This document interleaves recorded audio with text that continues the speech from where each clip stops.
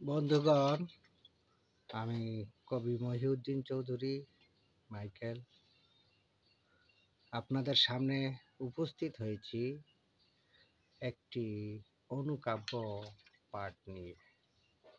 আমার এই অনুকাব্যটি লেখা 8-10-2019 খ্রিস্টাব্দে। অনুকাব্যটির নাম নির্বোধ। চতুষ্পদ প্রাণীর পিঠেই মহা পবিত্র গ্রন্থ থাকলেও দিতে পারে না গুরুত্ব। মূর্খের নিকট তেমনি জ্ঞানের চিত্র।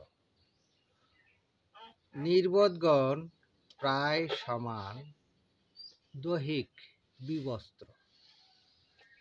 আমার এই অনুকাব্যটি যদি আপনাদের ভালো লেগে থাকে তাহলে দয়া করে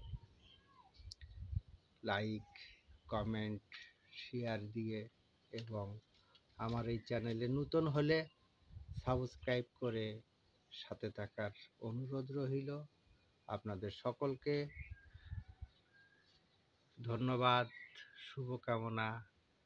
অবিরাম অন্তহীন পথ চলা নিরন্তর।